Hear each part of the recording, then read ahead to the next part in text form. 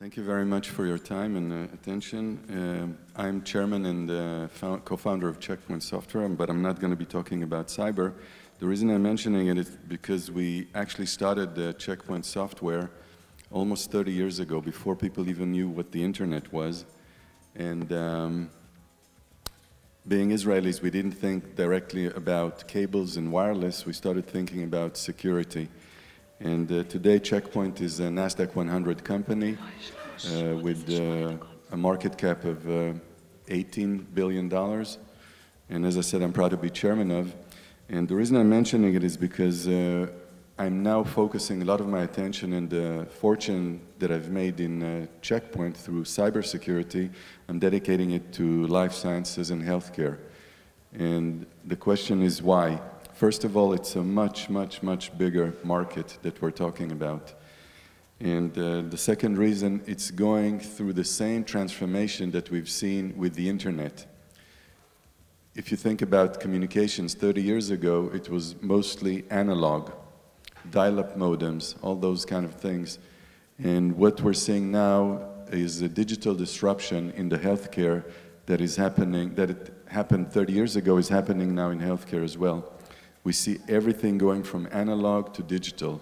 It could be radiography, it could be obviously communications, definitely DNA screening, blood counts, everything is digitized. There's a lot of data. And thankfully, what's happened over the last 5 years is that big data is no longer a curse, it's actually a blessing. And we have all those huge algorithms and storages and cloud and everything that can actually deal with big data, and actually it loves big data.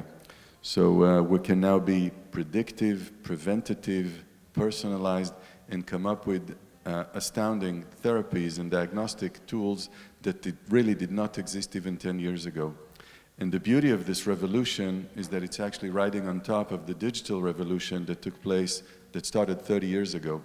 This is why I believe that the healthcare and health tech revolution is going to be much bigger over the next decade, couple of decades, maybe even 3 decades. As long as I can see into the future, this revolution is going to be much bigger than the internet revolution. For this reason, we started aMoon. aMoon is both a moonshot, because we have moonshots in our portfolio, but it's also aMoon in Hebrew means trust. Trust is the only reason why people interact with each other in a positive way. And aMoon actually manages more than $1 billion nowadays, and it's actually spread into 3 buckets. The lower left is aMoon 1, which did both early-stage venture formation investments as well as late-stage public companies investments. This is where we've learned and I would say sharpened our knives. The second fund, aMoon 2 on the top, is the larger fund. It's about $700 million, and it invests in what we call late-stage companies. We call it the triple L strategy: lower risk, later stage, larger checks, the triple L strategy. And on the lower right, there's aMoon Velocity that again invests in early-stage, high-risk, groundbreaking technologies. I'd like to focus on aMoon 2 for a second. When we started aMoon 2, we've raised money from institutional investors like Credit Suisse, one of the largest Swiss banks, as well as Goldman Sachs. And what they loved about the story of the fund is the strategy going after health tech, taking advantage of this revolution of health tech, and at the same time, taking advantage of the opportunities that exist in Israel. However, when we started the fund, we told our investors, our limited partners, that we're going to be making 1/3 of our investments in the US. I should say overseas, but overseas for Israel is mostly the US. And it's actually materializing. We see that out of the 9 investments that we've made in aMoon 2, 1/3 of them are actually in the US, 3 of them are in the US. So in that regard, if I'm looking at what we're doing from a national perspective, we're actually both taking money from other places in the world, including Israeli limited partners, and we're investing it into US companies. And at the same time, we're also taking American investors, both Canadians and US, and we're investing in Israeli companies.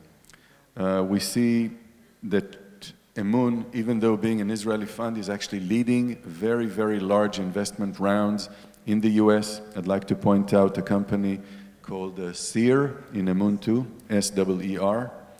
It's a company that aMoon actually led a large round, and we were actually followed by T. Rowe Price and Capital Group, very large money managers in the US. And aMoon from Israel actually led the round. It's a very, very exciting company, and Gil was talking earlier about migraines. We also invested in a company that deals with migraines, but in a very different way. We're really taking advantage of the new and disruptive technologies that exist in Israel. And for example, Theranica is dealing with migraine not through a drug or a chemical compound, but by actually sticking a patch that is controlled from a smartphone, and this patch emits electric pulses into the brain, and therefore reducing the effect of migraine without any side effects that are typically associated with chemicals, injections, and other medications. So there's no drowsiness and no pain. How do we do that? I'd like to talk about aMoon for a second and then about Israel. So aMoon is more than 40 employees. Most of them had spent about a decade in the US or were actually born in the US and came to Israel. People that had their PhD at NYU, their postdoc at Stanford, Harvard, the Broad Institute. We really understand both cultures, Israeli and American. We're building bridges to Wall Street, bridges to science. We're building many bridges into the different ecosystems, both in the US and in Europe. And we believe that in this way we can add value to our portfolio companies and also scout companies. And I'd like to talk about the Israeli opportunity. What we see in Israel is, I'm going to start clockwise from the upper right. The Israeli armed forces, the IDF, the Israeli Defense Forces, is actually investing a lot of money and talent into educating us. I'm a graduate of a special IDF program, cadet program, which is called Talpiyot.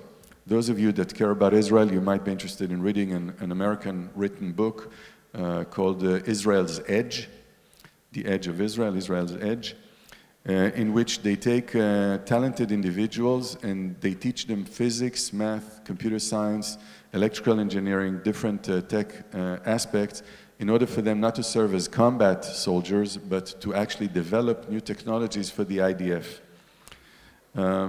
Gil Shwed, my co-founder and CEO at Checkpoint, is also a graduate of a similar program. So we have a lot of young people that are being tasked with huge challenges and given very, very scarce resources.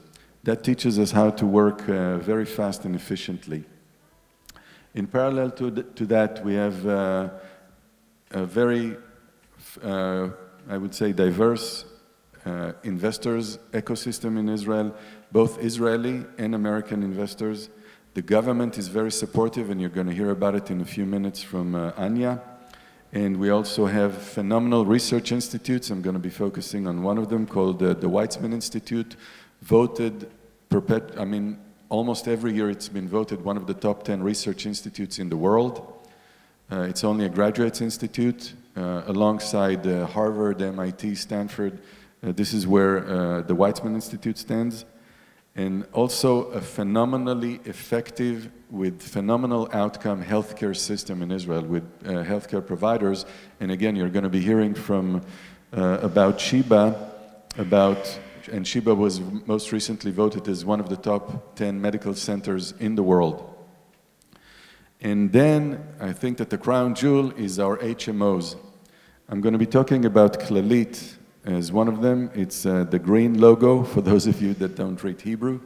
Clalit has the second largest medical health record repository in the world after Kaiser Permanente.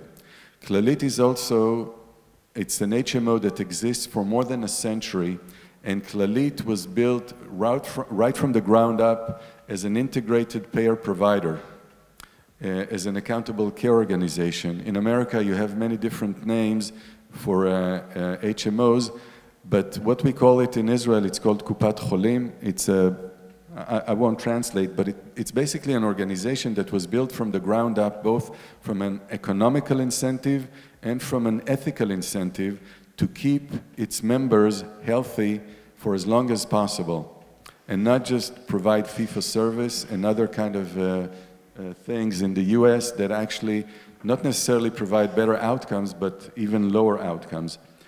And for this reason, what we're doing in aMoon, we're taking advantage of both the talent, the capital, the intellectual property that was accumulated for over a century with the Clalit. We're taking those funds and human resources into building very, very innovative and disruptive Israeli companies that can take the know-how and the expertise that we've accumulated, for example, with Clalit, into the new and emerging American HMOs, accountable care organizations, and teach them how to how to come up with better outcomes while spending less than the 20% of GDP that America is spending now on healthcare.